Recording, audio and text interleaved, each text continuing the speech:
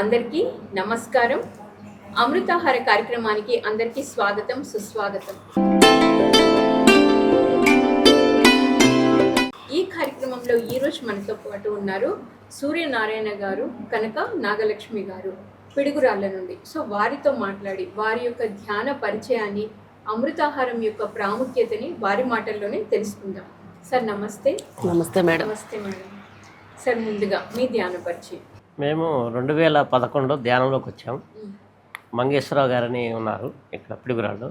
ఆ సారు మాకు చెప్పి ఉండేవాళ్ళు ధ్యానం చేస్తే బాగుంటుంది అని. మా అమ్మాయి కోసం, మా అమ్మాయి ఫిజికల్లీ హ్యాండిక్యాప్డ్, నడక సరిగా రాదు. ఆ విధంగా మేము ధ్యానంలోకి వచ్చాం. ఫస్ట్ నేను వచ్చాను, మా ఫ్యామిలీ మొత్తం ధ్యాన కుటుంబం.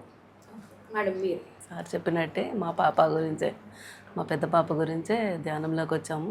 కట్టాలు కూడా వచ్చాము. సో ధ్యానంలోకి వచ్చారు, మీ పాప గురించే వచ్చారు. ఏ ప్రాబ్లంతో వచ్చారు, ఎన్ని గంటలు సాధన చేసుకున్నారు, మీ పాపలో వచ్చిన మార్పు ఏంటి, మీలో వచ్చిన మార్పు ఏంటి? కొంచెం మేడం, ఎక్కువసేపు ఏం చేయలేదు. కాకపోతే ధ్యానంలో అంటే కూర్చోగానే కొంచెం టైం పట్టిద్ది, ధ్యానం చేసుకుంటాము, ఇంకంతే. గ్యాస్ ట్రబుల్ అనేది ప్రాబ్లం ఉంటే అది తగ్గిపోయింది మేడం. ధ్యానంలోకి వచ్చిన తర్వాత మైండ్ రిలాక్స్గా ఉంది. మనకు వ్యాపారంలో కూడా బాగా యాక్టివ్గా బాగా చేయటానికి బాగుంటుంది. తర్వాత ఒకసారి మా మంగేశ్వరరావు గారు ఇక్కడ కన్నికా గుడి అని ఉంది, అక్కడ ధ్యానం క్లాసులు పెట్టారు. సప్తాహం అని 14 రోజులు క్లాసులు పెట్టారు. ఆ క్లాసులో ఒక మేడం గారు ఉండి మన యొక్క ఆలోచనలే మనకి అవుతుంది, థాట్ పవర్ గురించి చెప్పారు. అంటే మనం ఏదైతే ఆలోచిస్తామో అది ఖచ్చితంగా మనకి థాట్ ఉంటుంది అని ఉంటుంది. మేము వ్యాపార పరంగా మాకు కొంచెం అప్పులు ఉంటుంటాయి మేడం. అయితే నేను కొద్దిగా అప్పులు మనకు రావాల్సి వచ్చి అట్లా వసూలుగా కొంచెం ఇబ్బంది పరంగా ఉంటుంది.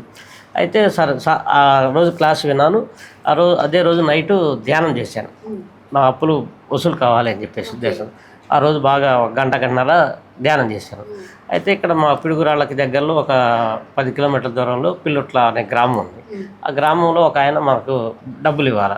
అయితే అది థాట్ పెట్టాను బాగా, నా బాగా వసూలన్నీ డబ్బులన్నీ వసూలు కావాలనే ఉద్దేశంతో. అయితే అక్కడికి అప్పు పెడితే ఆయన అన్నారు, ఆయనకి ఎట్లా పెట్టారు అప్పులు, ఆయనకి అప్పు పెడితే రాదు, వెంకటేశ్వర హుండీలో వచ్చినట్టే నువ్వెంత బాగా పెట్టావని అప్పు అడగటానికి పోయినప్పుడల్లా వీళ్ళు పక్కన వాళ్ళు తెలిసిన వాళ్ళు అనేవాడు. సరే కానీ మనం ఏం చేస్తాం, పెట్టాక అయిపోయింది కదా అని చెప్పేసి అనుకున్నాం. అయితే ఆ రోజు తెల్లవారుజామున 4ంటికి లేచి 1 గంట ధ్యానం చేసి, మాచర్లో ఒక ఆయన మాకు డబ్బులు ఇవ్వాల్సి ఉంటే మాచర్లో వెళ్ళొద్దాం అని. షాప్లో నేను ఒక్కనే, అంటే నేను మాచర్లో వెళ్ళాలి, మళ్ళీ వచ్చి షాప్ చూసుకోవాలి. అంటే మనం ఇక్కడ 5ంటికి వెళ్తే కానీ అక్కడికి వెళ్ళి ఆ డబ్బులు వసూలు చేసుకొని డబ్బులు అడిగి ఇట్లా వద్దామని చెప్పేసి అనుకొని ధ్యానం చేస్తున్నాం. ఖచ్చితంగా 5 గంటల 10 నిమిషాలకి పిల్లుట్ల ఆయన ఫోన్ చేశాడు. మాచర్ల అతను ఇవ్వాల్సింది 50,000, ఆయన ఇవ్వాల్సింది 2 లక్షలు. 2 లక్షలు ఆయన ఫోన్ చేసి, సూర్యనారాయణ నేను నీకు డబ్బులు ఇవ్వాలి, నువ్వు నా లెక్క అంతా తీసుకొనిరా ఇస్తాను అన్నాడు. సరేనని వెళ్ళిన తర్వాత మొత్తం లెక్క కట్టి ఇవన్నీ 2,50,000 మీద ఉందని చెప్పాడు. మొత్తం ఆ లెక్క చూసుకొని, మీరు వడ్డీ అవి వేసారు, తిరగొడ్డి అవన్నీ, వడ్డీ నేను ఇవ్వలేను, నేను నష్టపోయి ఉన్నాను, కాబట్టి మీకు డబ్బులు ఇవ్వాలి, ఇస్తాను. అయితే ఇప్పుడు 1,00,000 ఇస్తున్నాను, తీసుకోండి. ఇంకొక 1,00,000 రూపాయలు ఓ 15 రోజుల్లో, ఈ నెలాఖరికి, నెల దాకా నాకు ఫోన్ చేయమాకు, నన్ను అడగద్దు, నాకు వడ్లు అమ్మాను, ఆ డబ్బులు వస్తాయి ఇస్తాను, లేకపోతే నేను చీటీ పాడబడాను, ఆ డబ్బులు వస్తాయి ఇస్తాను అన్నాడు. సరే లేని 1,00,000 తీసుకొని దాని మీద చెల్లేసి 1,50,000 బ్యాలెన్స్ అని ఇచ్చాను. తర్వాత ఓన్లీ ఒక 10 డేస్కే, నాకు 30 డేస్ చెప్పినాను, 10 డేస్కే ఫోన్ చేసి మిగతా బ్యాలెన్స్ తీసుకోవచ్చు అన్నాడు. ఇట్లా అది నాకు మిరాకిల్ అనమాట. అంటే థాట్ పవర్, మన ఆలోచనలే మనకి జరుగుతాయి అన్నట్టుగా ఆ రోజు మేడం గారు క్లాస్ చెప్పారు. ఆ క్లాసు నాకు జరిగింది మేడం. సో విన్నది ఇంప్లిమెంటేషన్ చేశారు, ఏదైతే సమస్య ఉందో దాన్ని చక్కగా ధ్యానం ద్వారా పరిష్కరించారు. బాగుంది సార్. సో మేడం మీరు ఎప్పుడు శాకాహారంలోకి వచ్చారు? మేము శాకాహారమే మేడం, పెద్దగా వైశాస్ శాకాహారమే. కాకపోతే మేడం గంగమ్మ గుళ్ళ దగ్గర మేకలు కోయడం అట్లా ఉంటుంది మేడం. నేను ధ్యానంలోకి రాకముందే బండ్లు కడతా అట్లా తీసుకెళ్తా ఉండేవాళ్ళు. ఆ మేకలు వెళ్తూ ఉంటే ఏం లాగుతూ ఉంటే వెనక్కి పోతా ఉంటే నా భలే బాధేసిద్ది మేడం, కళ్ళమ్మ నీళ్ళు వస్తాయి, అంత బాధేసిద్ది. ఇంకా ధ్యానంలోకి వచ్చిన తర్వాత మేము కూడా శాకాహారం ర్యాలీకి అట్లాగా వెళ్ళేవాళ్ళం. బాగా చెప్పేదాన్ని. చెప్పిన తర్వాత చాలా ఆనందంగా ఉండేదండి, అసలు సంతోషం, చెప్పరాని సంతోషం. ఆ రోజు అక్కడికి వెళ్ళి ర్యాలీకి వెళ్ళొచ్చిన తర్వాత చాలా బాగుంటుంది మేడం. సో ఏమేమి స్లోగన్స్ చెప్పేవాళ్ళు ర్యాలీలో? శాకాహారాలు అన్నీ చెప్తారు.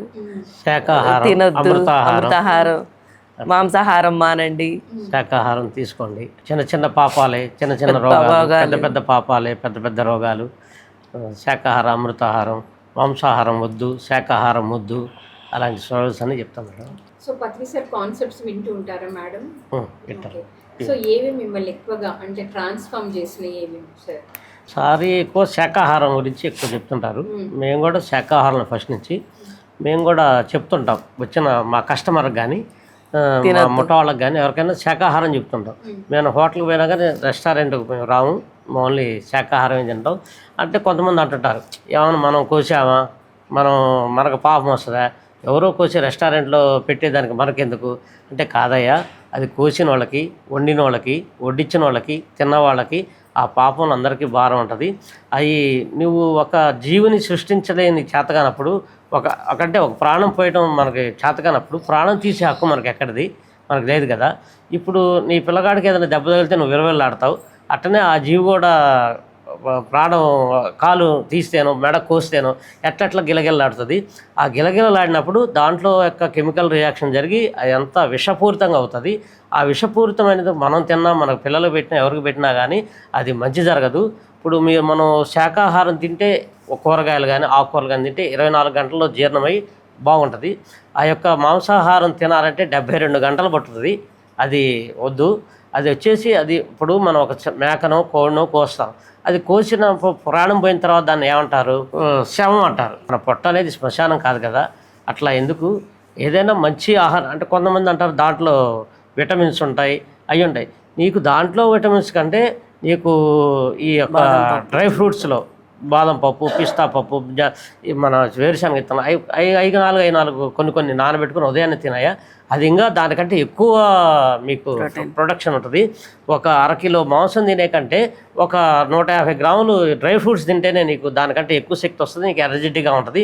మనం మాంసాహారం తిన్నందువల్ల మైండ్ ముద్దు మారిపోద్ది, నాలుక ముద్దు మారిపోద్ది, మైండ్కి మంచి ఆలోచనలు రావు. మన మాటలు కూడా తేడా ఉంటాయి, కోపాలు తాపాలు ఇవన్నీ వచ్చేవి కూడా మాంసాహారం వల్లే. కాబట్టి శాకాహారం తినండి అని మేము మా షాప్లో వచ్చిన వాళ్ళందరికీ చెప్తా ఉంటాం శాకాహారం. ఓకే, బాగుంది సార్, చక్కగా క్లారిటీగా ఎక్స్ప్లెయిన్ చేశారు. సో మరి ఇప్పుడు మన ఆధ్యాత్మిక ఎదుగుదలకి, సాధనకి, ధ్యానానికి మీరు ఇందాక చెప్పారు జీవిని హింసించకూడదు, అది ఒకటి. సో మన ఆధ్యాత్మిక కూడా సరైన ఆహారం ఏది? సరైన ఆహారం శాకాహారం సరైన ఆహారం. మన పూర్వీకుల నుంచి కూడా మన సనాతన ధర్మంలో కూడా మాంసాహారం గురించి ఎక్కడా లేదు, ఓన్లీ శాకాహారమే. ఒక జీవిని మనం హింసించకూడదు. అది హింసించి అది బాధపడుతుంటే మనం సంతోషంగా తింటే అది మనకు మేలు జరగదు. మీరేం చెప్తారు? అదే మామూలుగా తోటకూర అవి కట్ చేస్తే మళ్ళీ వస్తాయి కదా, ఇది కట్ చేస్తే చనిపోతాయి. కొంతమంది అంటారు మితండవాదులు చేస్తా ఉంటారు. ఇప్పుడు ప్రాణం ఉంది కదా, మీరు చెప్పే ఆకుకూరలో కాయకూరలో కూడా ఉంటది కదా అంటారు. దానికి నేను చెప్పేది ఏంటంటే, ఇప్పుడు నువ్వు ఒక మేకను కోస్తావా, అది గిదగిల్లా ఆడుద్ది, కొట్టుకుంటుంది, రక్తం కారుద్ది, ఇదేం కాదు. ఇప్పుడు ఒక తోటకూర ఉంది, ఒక మొక్క ఒక పైన ఒక ఆకు తుంపాము, 2-3 రోజులు మళ్ళీ వస్తుంది, అది ఏం నష్టం అయ్యేది కాదు కదా. ఇప్పుడు నువ్వు అది మన కళ్ళమ్మడి కనపడుతుంది, రక్తం ఓడి గిలగిలా కొట్టుకుంటే మన పిల్లలకి ఏదైనా దెబ్బ తగిలితే మనం విరవెల్లాడతాము. అది మనం వేరే జంతువు పక్కన పెట్టుకొని ఇంకో దానికి వస్తాము, ఆ జంతువు ఎంత బాధపడుతుంది, అది కరెక్ట్ కాదు. అది కూడా మనం అది ప్రాణం తీసినప్పుడు గిలగిలా కొట్టుకున్నప్పుడు కొన్ని విషవాయువులు కెమికల్స్ రిలీజ్ అవుతాయి. అవి తిన్నప్పుడు దానికి మనం అనుభవించాల్సి వస్తుంది. కర్మ అనేది ఎప్పటికైనా అనుభవించాల్సింది. ఒకవేళ ఇప్పుడు మనం తిన్నాము ఆనందపడాలి, ఆ కర్మ ఎప్పుడైనా మనం అనుభవించాల్సిందే. గతంలో శ్రీరాముడు శ్రీకృష్ణుడు కూడా గతంలో కర్మలు చేసి ఆ కర్మలు అనుభవించిన వాళ్ళే. ఉదాహరణకి శ్రీకృష్ణుడు ఆ గత జన్మలో వాలి బాణ వేసి చంపినందుకు ఆయనకు కూడా కాలికి బాణం వల్ల చనిపోయాడు. కాబట్టి కర్మలు ఎక్కడికి పోవు, ఎవరి కర్మ వాళ్ళు అనుభవించాల్సిందే. మంచి కర్మ అయితే మంచిగా ఉంటుంది, చెడు కర్మలు అయితే చెడుగా ఉంటాయి. మన దీంట్లో మనం ఏం తీసుకురాలేదు, పోతాయి ఏం తీసుకెళ్ళము. మన చేసే కర్మలను బట్టి మన జీవితం ఆధారపడి ఉంటుంది. గత జన్మలో చేసిన కర్మలను బట్టి మనకి జీవితం ఉంది. ఈ జీవితంలో మనం ఆత్మజ్ఞానం తెలుసుకొని పత్రి గారి వల్ల, పిఎంసి ఛానల్ వల్ల మనం ఆత్మజ్ఞానం తీసుకొని మంచిగా ఉండి చెడు కర్మలు చేయకుండా ఒకళ్ళకి సహాయపడమైనా పర్లా, కాకపోతే ఒకళ్ళకి మాత్రం అన్యాయం చేయకూడదు, ఒకళ్ళ హాని చేయకూడదు, వాళ్ళకి ఎట్లా హింసించకూడదు. వాళ్ళ మనసును కానీ శారీరకంగా కానీ మానసికంగా కానీ వాళ్ళని హింసించకూడదు, మనం అది చేయాలని చెప్తుంటాం. సో పత్రి సార్ గురించి చెప్పండి సార్. పత్రి గారు మాకు 2011 నుంచే పరిచయం, క్లాసులకు వచ్చేవాళ్ళు. ఇక్కడ మా మంగేశ్వరరావు గారు, కోనాగ శ్రీనివాసరావు గారు ఇక్కడ క్లాసులు పెడుతుంటారు. పెట్టినప్పుడు మేము సార్లు ఒక 1 డే క్లాసులు ఉంటాయి మేడం. ఒక నైట్ 6 నుంచి 8 దాకా ఉంటాయి. వేరే ఊళ్ళ నుంచి వస్తుంటారు. వాళ్ళకి మేమే షెల్టర్ ఇస్తాం. మా మిస్సెస్ వాళ్ళకి సపరేలు ఏదైనా ఫుడ్ కానీ ఏదైనా అన్ని ఏర్పాటు చేస్తే మా ఇంట్లోనే చేసేవాళ్ళం. ఒకసారి మా షాప్ పక్కనే లాడ్జీ ఉంటుంది. మంగేశ్వర గారు వాళ్ళు ఉండి, మీ షాప్ పక్కనే కదా, మీరు లాడ్జీ బుక్ చేయండి, ఆ పక్కన మీ శిల్పా లాడ్జీ అని ఉంది కదా, మీకు తెలిసి ఉంటుంది కదా, మీరు అక్కడ వచ్చిన సార్లకి అక్కడ చేయండి అన్నారు. నేను ఒక బుక్ చేస్తుంటాను, వాళ్ళకి వెనకాలని చూస్తుంటాను. అయితే ఒకసారి ఉండి, మీరు లాడ్జీలు బుక్ చేయమాకండి, ఎందుకు డబ్బులు దండగా, మేము కిందైనా పడుకుంటాం, షాప్ మీదైనా పడుకుంటాం, మీరు పెట్టింది తింటాం, అంతేగాని మా కోసం మీరు డబ్బులు ఖర్చు పెట్టద్దు అని అంటారు. అందుకని మా ఇంట్లోనే చేస్తుంటాం ఎక్కువగా సార్లు వచ్చినంతవరకు. తర్వాత కృష్ణకిషోర్ పిరమిడ్ ధ్యాన మందిరం అని గుండా శ్రీనివాసరావు గారు కట్టించారు. అక్కడ భోజనశాల, మన క్లాసులు ప్రతి ఆదివారం దాదాపుగా 500 క్లాసులు జరిగినాయి. ఇక్కడ సుమారు ఒక 15 ఏళ్ళ నుంచి ధ్యానులు వస్తుంటారు. ఒక 150 మంది వస్తారు. వాళ్ళందరికీ ఉదయాన్నే టిఫిన్, అంటే ఉదయాన్నే ఎక్కువ మంది రారు, ఒక 2 కిలోలు ఉప్మా వేస్తాం, వచ్చిన వాళ్ళకి పెడుతుంటాం. తర్వాత మధ్యాహ్నం భోజనానికి 150 మంది వస్తారు. సాయంత్రం పోయేటప్పుడు టీ స్నాక్స్ ఇచ్చి పంపిస్తాం. అక్కడ మన సార్లు వచ్చినప్పుడు మన పత్రి గారు కూడా చాలాసార్లు అక్కడ స్టే చేశారు. ఇటువైపు హైదరాబాద్ నుంచి ఇటుపోయే ప్రతిసారి ఆగుతారు మా దగ్గర. అక్కడ ఒక అరగంట గంట అయినా ఉండి స్టే చేసి వెళ్తుంటారు. నైట్ స్టే చేయాలన్నా ఇక్కడ ఏసీ రూమ్స్ కానీ, అక్కడ ఎవరైనా వచ్చిన మాస్టర్స్కి షెల్టర్ ఉంది. అక్కడ ఒక బుక్స్ పెట్టుకో, గ్రంథాలయం పెట్టాము. తర్వాత ఇక్కడ క్లాసులు జరుగుతుంటాయి. అట్లా ఒక 500 క్లాసులు నిర్విఘ్నంగా జరిగింది మేడం. పత్రి సార్ గురించి మీరేం చెప్తారు? పత్రి సార్ 2013లో మా ఇంటికి కూడా వచ్చాడండి. పైన పిరమిడ్ కట్టించాము, సార్ వచ్చారు. అసలు మాకు చాలా సంతోషం. సారే చాలా సంతోషంగా ఉంది. మా వారు బండి ఎక్కొచ్చారు మేడం. ఆ రోజు పిరమిడ్ ఓపెనింగ్ ఉంటే అక్కడ నుంచి మీ ఇల్లు ఎక్కడ అన్నారు, ముందు సార్ అన్న, సరే పద అన్నారు. నా బండి మీద ఎక్కి వచ్చారు. నా బండి మీద అది ఒక మంచి బాగుంటుంది. 3 స్టేలు అయినా టక్ ఎక్కారు. అక్కడ ధ్యానం చేశారు. తర్వాత మాది కింద షాప్ మేడం, పైన మేము ఉంటాం, దానిపైన పిరమిడ్, వెంకటాచల పిరమిడ్ ధ్యాన మందిరం, శ్రీ సారే పెట్టారు. మీకు ఏ దేవుడు అంటే ఇష్టం ఎవరంటే వెంకటేశ్వర స్వామి అన్నాం, ఇంకా ఆయనే పెట్టారు, శ్రీ వెంకటాచల పిరమిడ్ ధ్యాన కేంద్రం అని.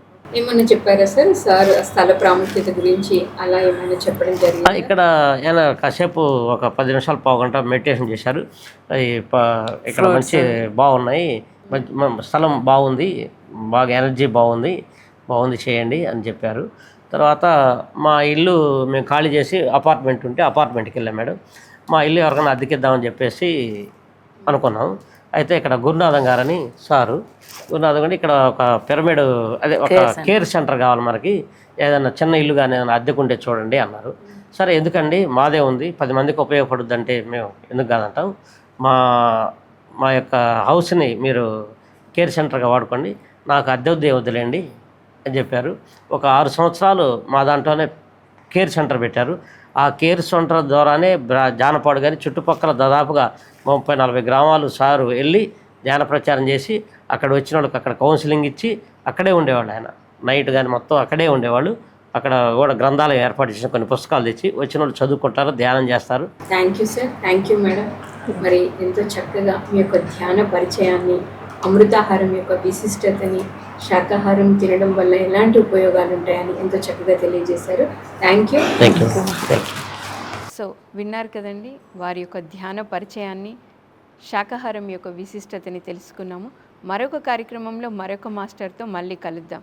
Thank you so much.